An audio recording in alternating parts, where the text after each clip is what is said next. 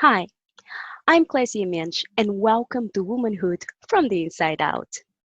In this interview series, we'll be discovering and uncovering the nature of womanhood from the inside out. Why is it important? When does it show? How can we identify it? And what are the implications of womanhood from the inside out? And today's guest is my dear friend, Janet Rhynie, the quantum coach. Rhynie is a powerful educator who is passionate about empowering people have the best understanding of themselves so that their current untapped yet innate resources enable them to create quantum shifts in their daily experience. For over 20 years, she has been a keen advocate of personal development, searching, researching, and learning about techniques and courses that were going to help her to be more effective in helping others. And then she stopped when she learned about the fundamental principles that drive her and drive every single one of us so that we can create quantum shifts in our lives. Fear that had held hostages for years fell away without any drama, anxiety, or trauma. And she experienced what she now calls a paradigm quantum shifting insight. Welcome, Janet. Hey, thank you. Thank you so much for the invitation and an opportunity to speak right now. Having come from my 10 days away backpacking in Spain. So this is really exciting to share these new, fresh insights that are coming up for me. So thank you so much. Thank you. Oh, my pleasure. You're so very welcome. First question. So, how did you first came across the inside out understanding of life? It's really interesting in as much as if I look at how I came across and started to have a more clear understanding of the inside out, that would have happened 6 years ago, 2010, when I'd had my business since 2003 and was looking to upgrade the business. But if we're looking at really noticing that there's something beyond what I could see, it was that feeling. I suppose now what I understand is that I was feeling my thinking in that moment, or there was a wisdom. But in the mid to late 90s, when I had the job, I had the house, I had everything that I thought I needed, and something still felt like it was missing. And at that point, I went to church because that's where I felt that that's where the missing part was. What I realized then, it was the spiritual essence within me. That's the place where I found that. 6 years ago, I understood what that spirit was. So it was more than the religion of, I used to be in a Pentecostal church, I used to be a deacon in a church, and the feeling that I used to get when I was focused on God was phenomenal. But it was within a context of religion. In coming across what I understand now to be the fundamental principles, the three principles as first realized by Sydney Banks, what I understand was that I was actually connecting to source, which is beyond human words. We can say omnipotent, omnipresent, omniscient, everywhere, all things, all the time. And in church, that is described as something outside of us. What the principles allowed me to experience, that this is what we are. We are this source which courses through us, and it feeds, funds, energizes this human experience that we're living moment by moment. And so 6 years ago, I was able to put a language to the feeling, which allowed me then to express, not only to express myself to others, but to understand what was going on within me more. So understand about the source, the essence, the spirit within me, understand how I'm creating my experience through the thoughts that I'm believing to be real, about the awareness that I have moment by moment, bringing these thoughts to life. And it was transformational. And revolutionary for me, because as I've said in my bio, that for 15 years I'd been searching. searching for the best techniques because I believe my life has always been committed towards helping people to live the best life, yet particularly women. That's been close to my heart.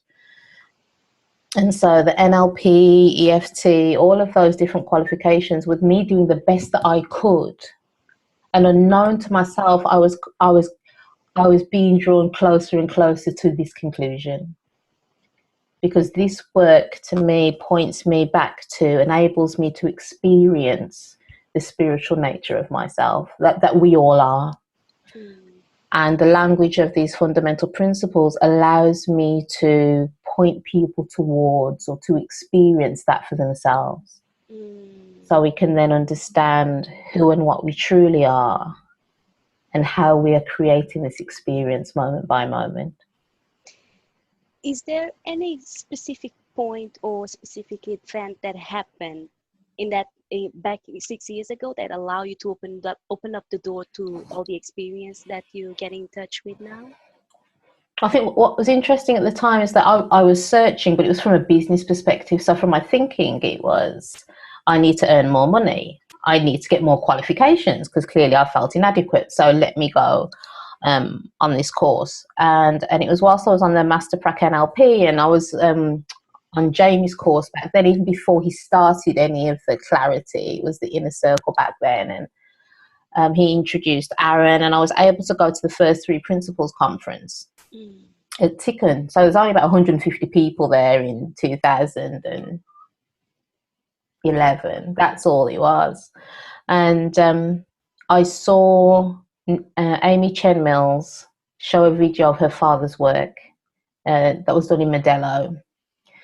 And what moved me was to see how people from a poor, seemingly disadvantaged community, you know, high gun crime, drugs, domestic abuse, child abuse, you know, it ticks every box, that within 2 years it transformed itself to a model community.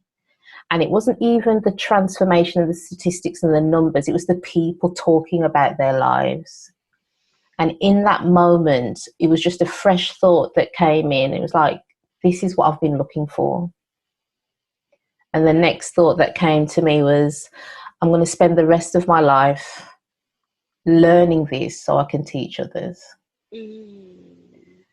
And that's remained the same. As much as I can, in the past, I've gotten bored with different techniques or they've stopped working or something like that. And don't get me wrong, I'm the kind of person that will question everything. So that's the reason why I'm not in church anymore, because I question scripture, I question what I think to be true. And every single time the principles is still standing, because we're looking at fundamental spiritual truths that are true irrespective of race, gender, culture. Every human being are these principles. And so as much as I may think and look and see if it can be tweaked, the truth never changes. And that is beautiful. I love you just said that, because the 3 principles in many, many ways is just like gravity, right? And some people may hear about gravity, not even knowing the words gravity, right? Because I've never heard of gravity, but still they are an effect of gravity. And you don't have to believe it. You don't have to understand it. You don't have to know how it works, but you are still at the effect of gravity. And that is what is the 3 principles are behind of everything. And that is what I love. Yes. So. Absolutely. And it's true, because as you said, you don't have to, the fact that we don't have to convince anybody, that you don't have to believe it, has made my work so much easier, because it's well, here I am and I'm presenting these truths, whether you believe it or not. When you wake up in the morning, if your heart's still beating, you didn't make that happen throughout the night. So what is that? That's mind. But even for you to recognize what's going on right now, it's thought. and the fact that you're aware of it. And so moment by moment, as you said, that this to me, this gives me a language with which to remind people this is what you're already doing. It's just that you've forgotten. And I love that Sydney Banks said to, I think it was Chip Chipman once, and just said, all we do is go around tapping people on the shoulder and waking them up. And I love that. Yeah. Yes, me too. And one of the many things I love is that once we start looking to this direction, there is usually something in people that resonates and wants to know more. Just like you, I went to one of Jamie live events. I thought I was learning about NLP because it had a business direction. I love business. I've been in business in many, many years, always an interest. And then when I came across what he was explaining that has to do with the inside out nature of life, I didn't understand exactly what he was pointing at, but there was something in me that became curious and told me, okay, you need to find out more about this. It had to do with the feeling, the experience that I had. And just like you, I did a lot of personal development in the past. And I've been to a lot of seminars, cost a lot of money. So I was already used to certain seminars that are a bit out there for certain people. It was so simple, so core, that I became really, really curious. And I guess it's one of the reasons why I'm still looking in this direction right now. Now, for people who never heard about the three principles, how do you see it? What do the three principles mean to you right now? How would you articulate that? I suppose the way I see it right now, the three principles are metaphors. The three principles are three words which point towards the energy behind all life, the infinite intelligence behind all life. And that's why, and from this, everything comes. So what Sydney Banks saw when he had his insight is what he said. He saw divine mind, divine thought, and divine consciousness. And in those words, it shows that these are three spiritual principles. And the reason why I'm speaking in such a way is that what we're talking about is these are fundamental truths, spiritual truths that defy any language. And so what we're trying to do is do the best that we can is put words around it. I think, as I said earlier, that what Sydney Banks saw was, so when you're talking about divine mind, you're talking about the energy behind all life.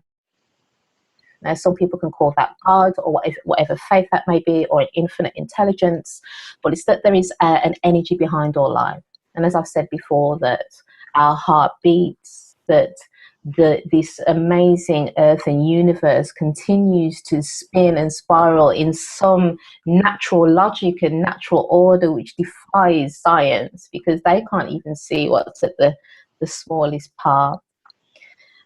And this infinite intelligence, this source which powers everything. And we, as humans, just trying to make sense of a day-to-day, there are thoughts that we realize and we believe to be true. So in the past, in doing an interview such as this, I probably would have had lots of thinking in my head, thinking, oh my gosh, what am I going to be asked next, and what question? I would have been racing ahead 10 to the dozen and making up like the worst case scenario and then being fearful in the moment. That's what we do. It's me creating an experience because my thinking, the thinking I've got flowing through, the thinking that I catch hold of, and then build an even bigger story out of it. And I feel those thoughts because of my awareness, because of consciousness. And so right now, because I have more of an understanding of how I operate, more of an understanding of the natural order of things, then I can be in this moment with you without fear, with curiosity, and from that place be open to whatever may happen, because knowing that what these principles are pointing towards, mind, source, is always at work. That I don't have to work at blinking my eyes or my blood flowing or anything like that. I know that my well-being Mm, that spiritual nature of who and what I am, is always, I say, in good health, is always fine. mm. And so I know whatever may happen, whatever may come up, the thoughts, the words, the actions, whatever I need in that moment will appear to me. I'll realize them and I'll be able to respond. Janet, I love what you say, and I would like to give a real life example, something that just happened this morning. Can I share? I'd love to. Okay, so for the people who don't know how I go about doing the show, usually what I do, if there is like a guest that I would love to have on my show, I get in touch with them. And if they're really, when I'm really lucky, if he's a good fit, people get back to me. And first of all, we get a Skype call because I want to ensure that we've got a really good connection, that we are on the same page. And when we spoke on Skype, we hit it off. I was like, oh my God. And then what you told me was, I'll be traveling for 10 days. I'll be departing next day, and then I'll be back. But we put the interview date in our diary, in our calendar.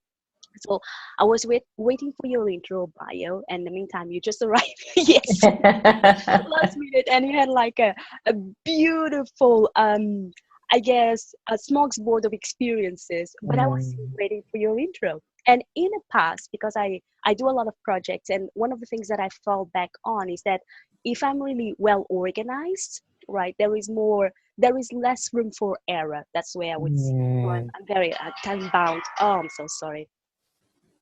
I'm turning off my mobile, which is, I thought it was off. Apologies for that. So that is something that shouldn't have happened, but it It's did. perfect. It is perfect. Whatever happens in the moment is perfect. So that's what's the call to Yeah. focus. So I tend to plan everything right, and if things didn't go according to plan, before I came across this understanding, would be more than enough to sway me, to throw me off, because my thinking would kick in and say, "Oh my God, people are late; they're not replying to me," and my thinking would start creating a lot of stories.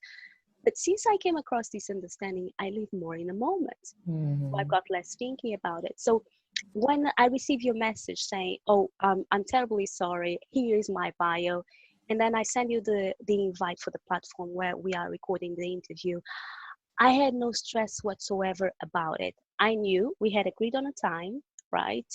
And I was taking care of myself in terms of working out on my body. And I had released the outcome. I was fine. I said, I would love to have Janet, but life is what is, and I don't argue with what is. And that's it. And then here we are talking beautifully right here, right now. But just for comparison, this chain of events before I had this understanding would be more than enough to set me off. It would be more than enough to affect my experience of connection that we are having right now, right here, right now. And now it doesn't affect me at all. It's just like, yeah, I'm loving the conversation. And I can see very clearly this is an example that I can use in the show. So what is possible when we know that we are only ever feeling our thinking 100% of the time? And then we experience that, and we see for ourselves how it's true for us. Then we start getting more and more insights. And it's Without true. the need of Sorry. having to control what is outside us. You see, it's always from the inside out, always from the inside out. And I think that's the most beautiful thing, is that when we do see that, and yet because it's so simple, some people will ignore it, deny it, say it can't be that simple, and also then look to continue to control the outside. Even when people will get an insight about it being an inside out world, what will then happen is that we continue to look outside for greater clarity, for greater understanding. And I've been listening to a book recently, and he was saying that in knowing that we're only ever feeling our thinking, in knowing that moment by moment everything is perfect, that we have our resilience, which is mind, that the spiritual nature of all things, that we will be able to deal with everything, that we only start looking for a teacher or a mentor if we think that something's missing within us. And so as a result of that, we then start looking outside of us for something. And so sometimes that's what can happen, is that as much as we may know this or have a feeling about it, we'll then start looking outside for it. And the amount of people, so like I said, I've just come back from a 10-day walking. I can't even say the word holiday. There's no holiday in there at all. Maybe one day lying on a beach, but it was a walking experience. That's what I'm calling it. And there were so many people on the trail. So what would happen is that I went with my friend Linda Ramos, and we walked at different speeds. So I invariably fall behind, and then I'm speaking to anybody who's behind, who's there with me. And I would always ask, what inspired your Camino? And what would come? Which means, for the people who don't speak Spanish?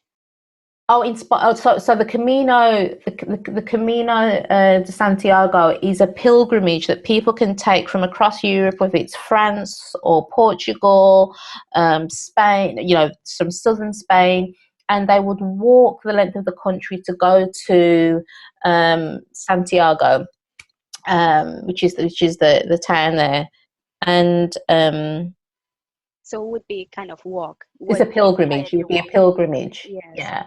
So for some people, and it predates Christianity, which was so fascinating for me. So pilgrims, believers in saints, or believers in the Catholic Church would do this pilgrimage for weeks, walking, stopping off, getting shelter from people along the way, so that they could go to the cathedral in Santiago and touch the ruins of St. John. I think it was one of the saints whose remains are there. And I went purely for a physical challenge. It was like, can I live with 2 outfits for 10 days and sleep in dormitories? I am a 5-star ensuite girl. And I'm like, this was, and how this came about was because I questioned the thoughts I had about myself. If I'm saying Janet doesn't do X, Y, and Z, from having this understanding, I know that's not true. So then I asked myself the question, if that's not true about Janet, what can Janet do? So that's why I said yes to the Camino. But in going back to the question, I was asking people, so what inspired? Why were they doing their Camino? Why were they doing their walk? Now, for me, it was a challenge. For me, it was to see, well, what's beyond the Janet I think I am? Now, many people I asked, a lot of them women actually, but a lot of the women I asked, they had some kind of upset or traumatic experience. So either they'd split up from a partner, or a dear friend had passed away. Something had happened in their life which had caused them to reflect, which had caused them to realize, oh my gosh, there's something more to life. So in trying to explore that further, they then go on the Camino to have the space to walk to, so that thoughts fall away. So what they say, you're there with your thoughts, but then you gain greater clarity. In the moment, you have greater clarity. And that's what I suppose I mean, is that the experience out there turned them inwards. But rather than sitting with that and exploring more inwards and inquiring within, they go somewhere else, physically outside, and think, oh, it's the environment, it's the trees, it's nature, which is going to help me to see this clearly. But, and they don't get me wrong, and I've had my own insights on the path, but where we were starting from is different. I knew it wasn't the Camino that allowed me to have this insight. I know that in the moment, without taking anything seriously, that something fresh and new would come to me. And I suppose with the experience of some of these other people, it's like, oh yes, the Camino is amazing. On the Camino, I had this, I had clarity. I had my transformational moment. I need to come back and do the Camino every year. I'm like, oh, you really don't. No, you don't. Bless you. And even in that, and I apologize for that, because that's probably my arrogance as well, judging them, because we're only ever doing the best we can, the thinking we believe to be true moment by moment. And one of the other things that I realized is that everything that happens is is in an attempt to point us back to source, to point us back to ourselves. So in that moment, a person who thinks that their insight was on the Camino is just a step closer towards that than they were a month before. And so that's one of the things I've realized about myself, how I can judge and become arrogant and think, oh yeah, I know that. It's like, no, Janet, everybody has their own path. Everybody, as we talk about in the principles community, that we have our own separate realities. And it's that everybody's having their own experience, but in realizing that each of those experiences are pointing us closer and closer towards source, are pointing us back in that direction, to look within at the source of all things, to find the answers for any questions or any problems we think we may have.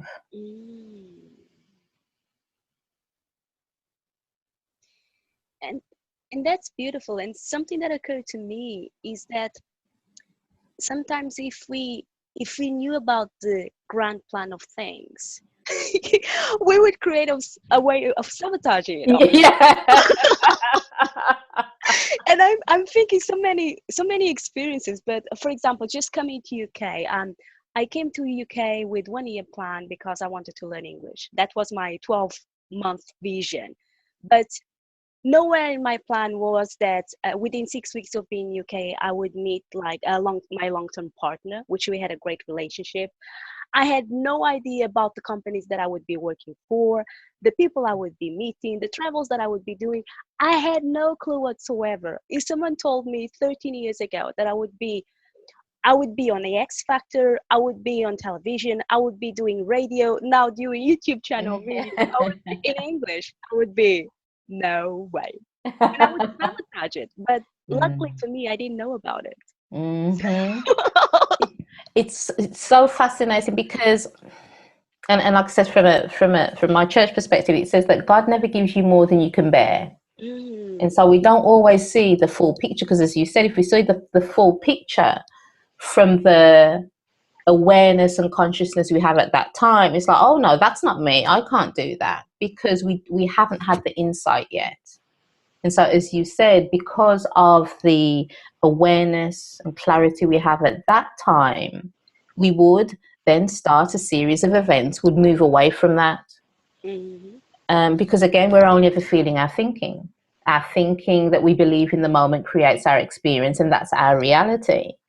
And so we would, as you said, sabotage that, because we'd be thinking, oh no, I can't do that. But we can only ever see what is revealed from the state or level of consciousness we have in that moment. Can't see beyond that. And so I suppose that's another thing that comes to me. There's never any reason to be afraid, because we're never going to see anything that we can't deal with the consciousness that we have. And in the moment that we have an insight, all the resources that we ever need we will be able to see them, we will realize them, because our awareness would have grown to be able to say, okay, this is what's being shown to me now, this is what I'm seeing now, I can also see where all the resources are. So it's because last year sometime, I remember, because I was having these, I know there's a book called Conversations with God, but I really was, I say, challenging what I thought to be true about myself, about what I saw. And then that's when I was doing like a vision board. And I remember saying and I suppose I use the word God because it's easiest term to use, and to describe something that is beyond words. So if I choose a word, that's the word I choose. So if people are offended by it, I apologize for your offense, but that's the word that I'm using. And I remember asking God and saying, well, what do you think of my vision board? And he said, well, that's the best you've got right now. I'm like, okay, thanks. But what's the bigger picture? And he says, well, you can see what you've got right now. I says, no, what's the bigger picture? And what came back to me was world peace. And in that moment, I went, oh, absolutely, I see that. If each person has their own understanding of these principles, personal peace will then lead to world peace, because we are the world. So each person with their own personal peace will then lead to peace in the home, peace in the community, peace in our cities. It was simple. But if I had been shown that 6 years ago, because of where I was right then, thinking that all I had was what I could do, I would have said, oh no, you're speaking to the wrong person, God, sorry, got to move on. But also I realized that vision isn't just a vision or just something that I have to do. This is with, say each one teach one, with each person that hears this understanding, with each person that hears the truth. And in knowing that these are fundamental truths that have been around since the beginning of time, like I said, the principles, these metaphors allow me to speak about a truth that has been around since the beginning of time. And so there are many people in the world looking towards this source, using a different language, but all pointing towards the same direction. And each and every person, the more that we realize, as you said, and I love the title of your show, that it's about the inside out world. The more that we realize that it really is an inside out job, that it's an inside out world, the more peace we can experience in our communities. And I love that so much. I love what you just said, because once we have the realization for ourselves that number one, it starts with us, is from the inside out. We do live in separate realities. Therefore, my personal peace is not connected with whatever is happening in the world, right? Then there is a way of moving forward instead of the old paradigm, what people used to think that in order for me to be peaceful, or in order for me to be happy, these other conditions need to be fulfilled. And now that is just a outdated misunderstanding, an innocent one, because until 40 years ago, even though the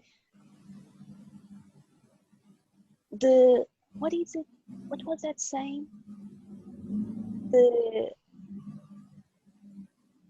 something is inside of you. I forgot. It doesn't matter. We'll show up in the right time at the right moment. That's absolutely fine.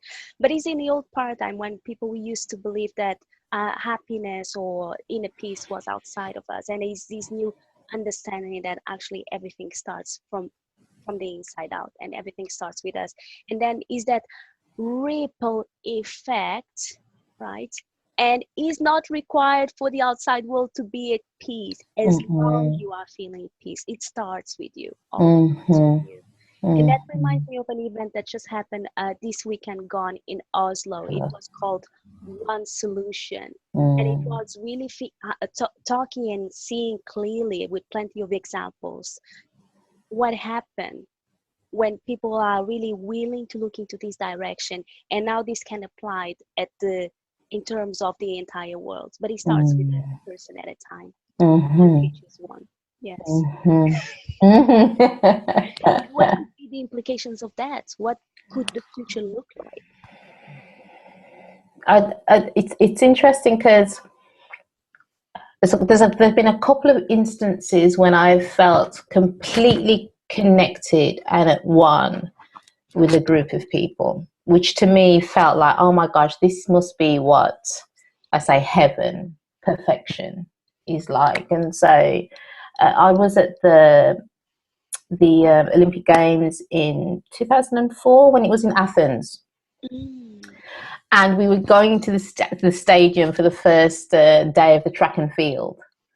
And so there's myself and my two friends who are from England, and then in front of us and behind us and further were people who we didn't speak the same language.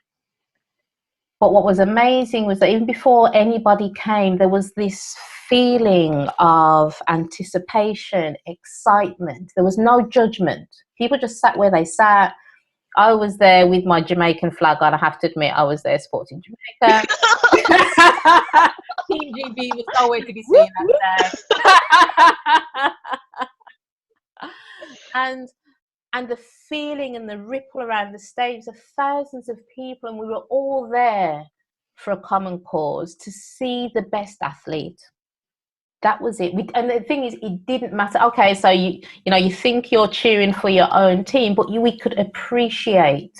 We all wanted the best, you know, the best athlete to win, and we were all there cheering everybody on. And I went, it was just a snapshot in time, and I thought all nationalities, all races, genders, generations in one place in unity. It was so beautiful, so beautiful.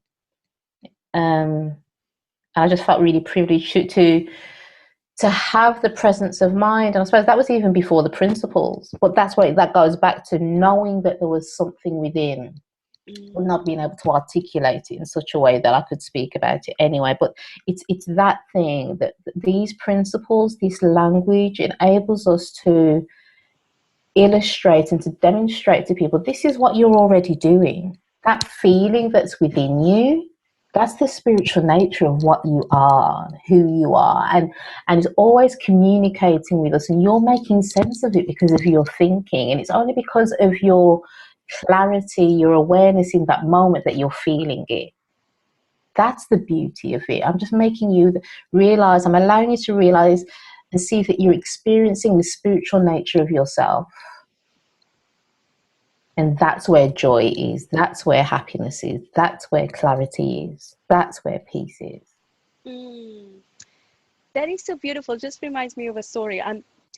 For a couple of years ago, I dated a scientist, and his parents were Jews, but he said he didn't like religion, so he wasn't into religion, but he did believe in science, right? Mm-hmm. And it was funny. Well, for many reasons, I love that guy. But anyway, that is another story. What is relevant to today's episode is that even though he said he only believed in science, he was a Liverpool supporter. He loved football. And he told me, the reason why I love football is because when we come together into the game, and we know they've got two teams, right?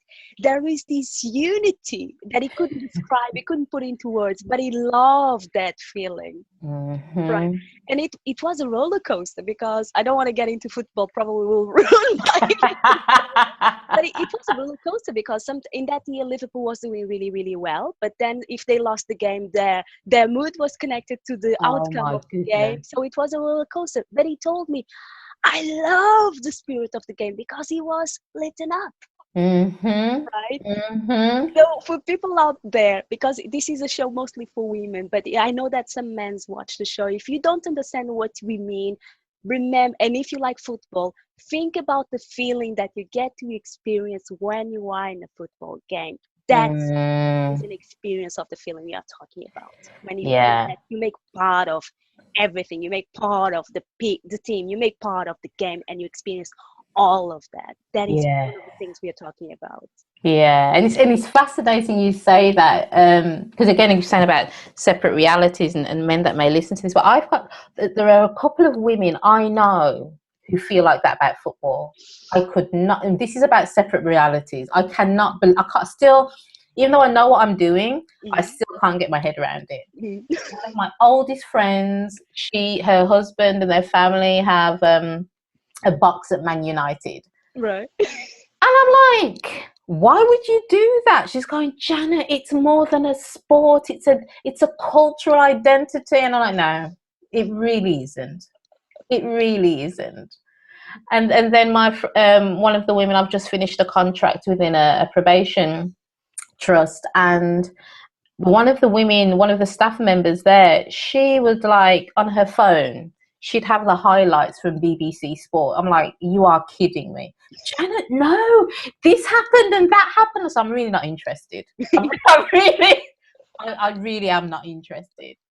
But as you said, it's that something that touches you to your very core, that you feel that it gives you life, breathes life. Yeah, the sport of football, no. Sorry, you took me. I'm just like, God, yeah. Women who love football and the guys who love football. Like I said, I can talk about the feeling, but don't ask me about the sport. It's never going to happen. And that is so beautiful, because it's not required. I think for whatever is the experience for you, as you shared, you went to El Camino and you knew that the Camino was not giving people's insights, but it created the space for the insights to happen. And everyone is doing the best they can with the understanding they've got in the moment. So if for some people is going to the football match, go fill your boots. Yeah. Fill yourself up. Why not?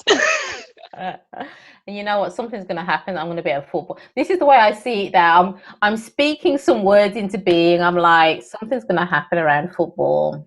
Oh. I know. So we'll pause for now. But even that, when I'm saying that I don't do football, I'm like, is that true? Is that really true? Something's going to happen. I'll have to keep you posted. If something football related happens to me, I will have to update you. Okay. Now that I think about it, I know a HR lady that works for a massive football club, but that's another story. Yeah. Anyway, I'm loving this conversation, and I'm kind of aware that we are coming to the conclusion of today's episode. Already, I know. How can people reach you? What is the easiest way for people to reach you? So right now is my email address. I'll give you my personal email address, which is janet@janetrhynie.com. So it's just Janet at my name with all one.com. Okay, that's wonderful. And I'll put Oh yes, and on Facebook and Twitter and all social media, I'm Janet Rhynie. Okay, Janet Rhynie. So I'll put on the underscore under your beautiful face. So for me, for people who would like to reach me, you can go directly to Facebook. So that would be facebook.com/Clésia.Mendes. And I'll spell that out for you. So that would be facebook.com/CLESIA.MENDES. Or if you prefer, you can go to my website, which would be www.clésiamendes.com. Now, Janet, what would be your parting words for our audience today? Oh, it's interesting because yeah, I was thinking what came to me, because I knew this question was coming. So I didn't think about it throughout the whole talk, but what just came to me was for us to realize that we are amazing, phenomenal spiritual beings with untapped potential, with unlimited possibility. And when we can not only see, but know that to be true, because it is true, we are able to experience so many amazing things in this world. And so it's for us to remember that no one is better than us. No one is bigger than us. We're all the same. All these still being these fundamental principles of mind, thought, and consciousness, that it's an inside-out world 100% of the time. We all operate by these natural laws. And in knowing that that's the level playing field that we start from, that is our inheritance, that we can have in whichever situation, the experience that we can have can be transformational. Wow, I love that. Janet, thank you very much for that. For our audience, thank you very much for watching the episode. Remember to subscribe and share it with your friends. And until we meet again, be awesome. Oh, bye. Thank you. Bye.